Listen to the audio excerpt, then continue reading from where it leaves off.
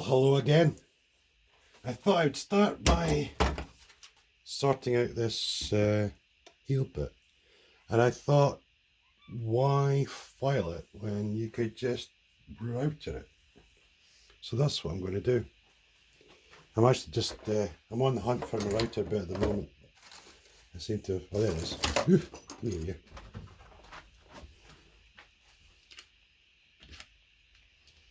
yeah, I figured I'd just straight edge, nice tiny route across there, and Bob's your something or other. Yeah, so I'm going to do that. You'll route this bit.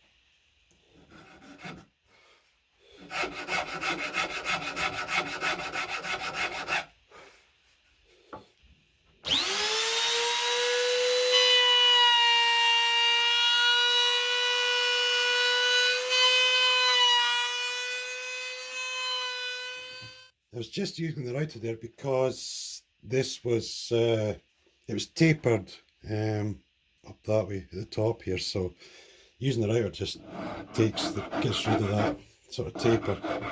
And now I'm filing this way because there's a tiny lip left at the bottom, and if I file this way it'll stop this Supili from chipping out, basically, just so you know what I'm doing. There you go. That's better. Yeah, I just get my set square and I hold it against the wood there, and then you can sort of see what's going on. You know, you can see if you're how squint or bent where you're sitting. You know, again, this bit down here from about here somewhere all the way down doesn't matter yet because that's going to be taken out with the belly carve. But obviously the horns, it's different with the horns because they're not going to really change. So yeah.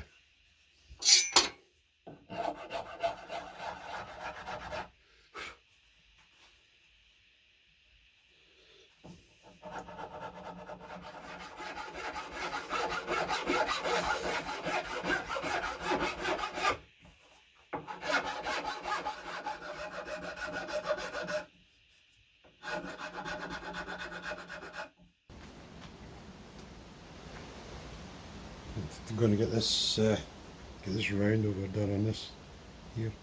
Less so here, more so here, I think. I'm still looking at this though. I'm wondering if there's a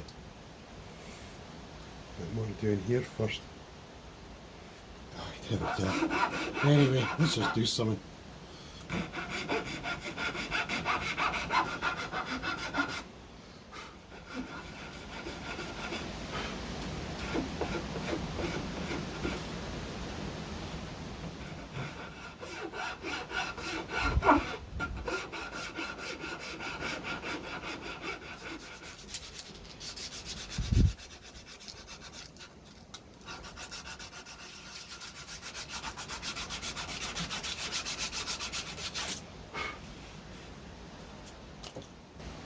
To test your comfort, it's just basically use your hand, but I can feel that I need to take some more off around here. I still feel that on the hand there.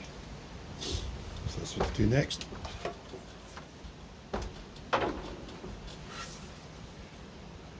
So it's just in here. Mind you, there's obviously a lot more sanding to do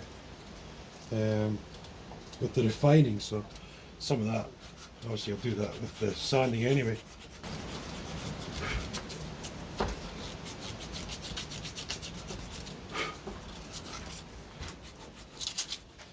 So I think the neck pocket's still a tad tight. It's a little bit tight. So I've decided to give it a little sand. When sanding something like this, be careful about what sandpaper you use.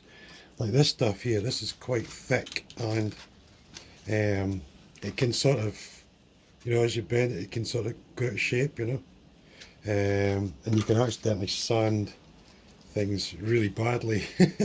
So I use this paper here because it's quite thin and it goes to shape nicely around the block, you know.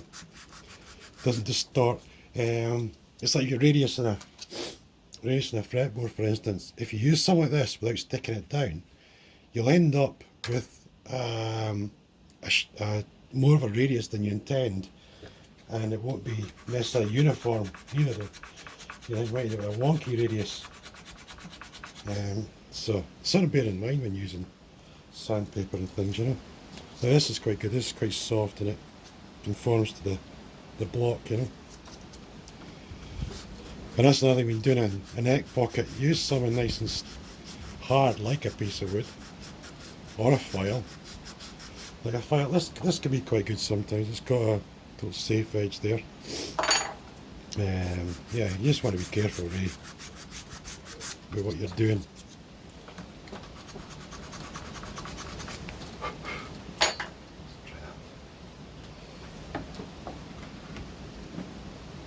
Well, that's better.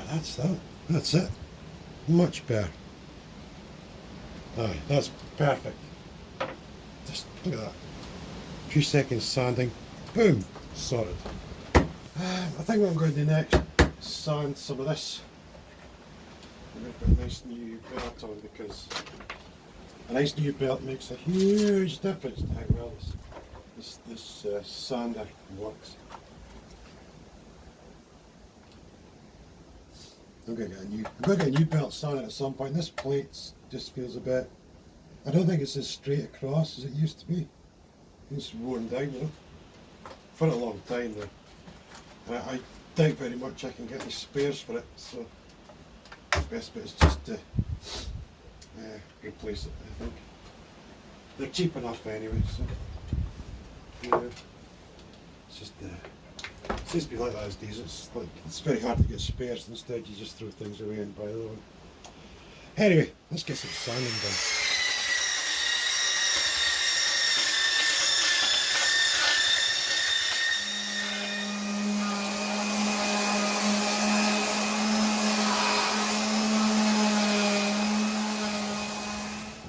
Having a few problems getting this really flat with the power tools, developing tapers and all sorts of stuff like that. So I'm just going to have to go old school and sand away for ages by hand. It's definitely cheaper than a drum sander, although it must have possibly a bit more effort. Anyway, I'm gonna crack on with this and do this for a while. So on the back is really quite straight now. But this one's kind of, it's got high spots here and over this side, here and here, sort of here and here. So I'm going to try the hand plane with this and see how that goes, just skimming away. See if that does the trick. I find trying to plane the sapele and the mahogany, it just gouges these marks. It doesn't even matter what way you plane it. Or you get these sort of weird sort of, as if the blade's going drrrr or something. You know, it just gets these weird things going on.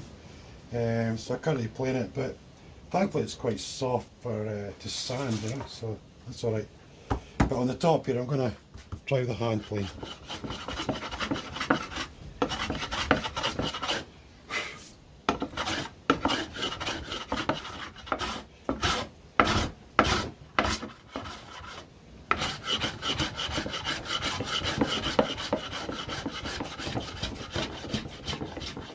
That's pretty good now. I'm going to get rid of the sand on there.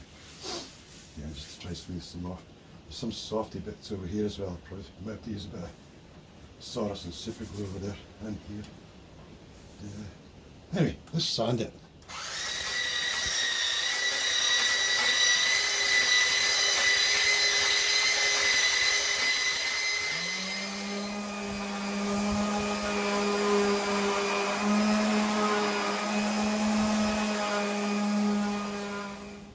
See all that tiny little holes, little marks there.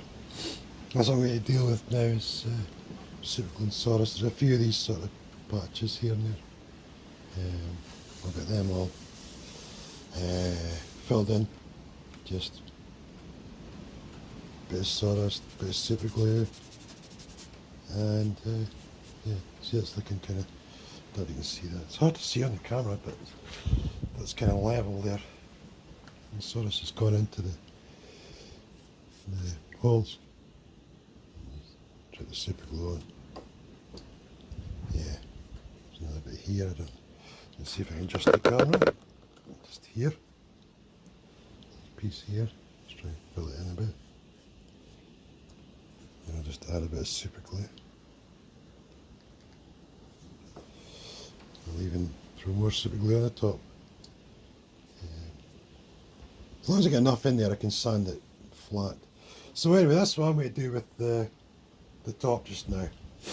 So I'll get back to it. I think it's time to think about getting this neck installed.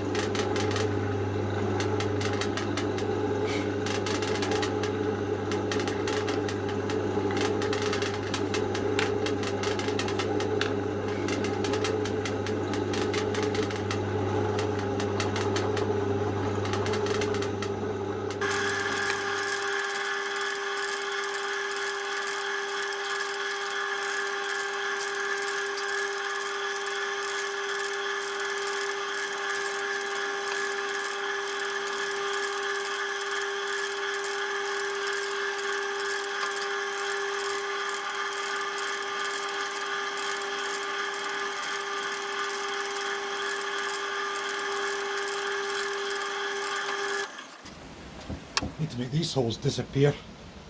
So I'm putting new holes in.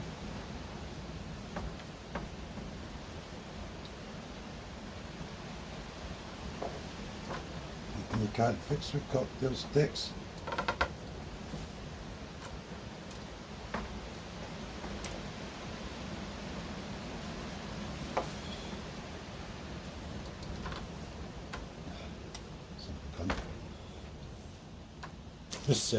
This works absolutely fine. I've done this before.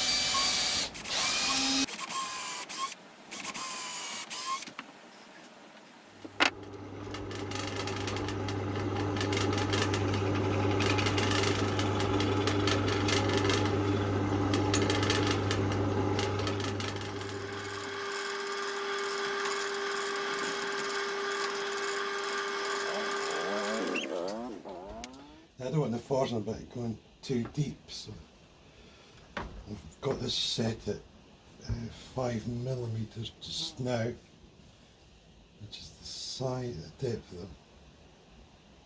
I probably want to go to about 6, but it's better to just try and get it. If I get it there just now, and then I can adjust it, adjust the depth stop. So now I'm just setting the depth stop really. Got my head torch on because I don't want to make an arse of this particular thing.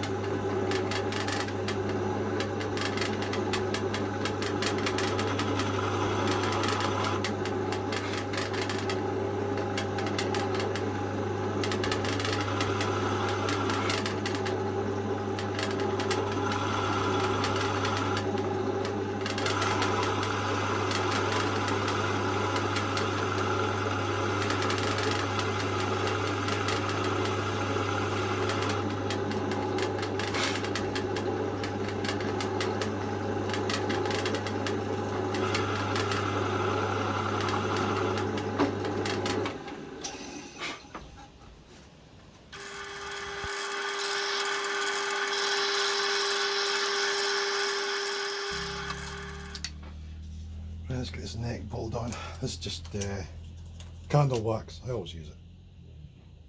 Like use the candle wax, pack it in the threads, then I'll get the neck in place, put the screws in. Now I'll run them back and forth a few times with the electric drill, just to let them sort of cut their threads, as it were, you know, cut their own threads and that. And then I usually do a final tightening with a hand screwdriver. I don't want to push my luck and create a problem where there isn't one.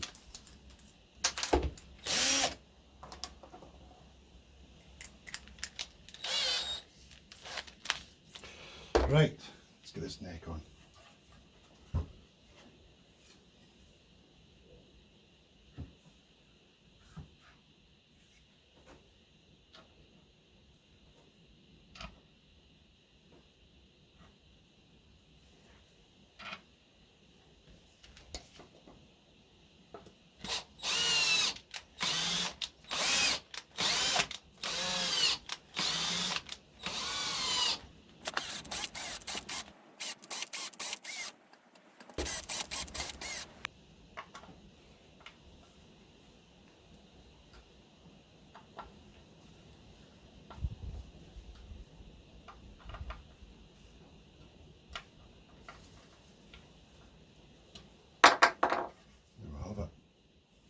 Awesome.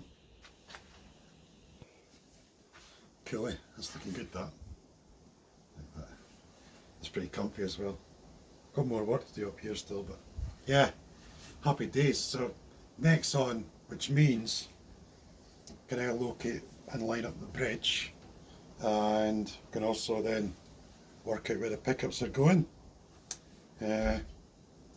Cavity on the back, and then on to carving. So I think that's what we'll do next time. Yeah. Anyway, thanks for watching. I hope you're enjoying it as usual, and yeah, see you again soon.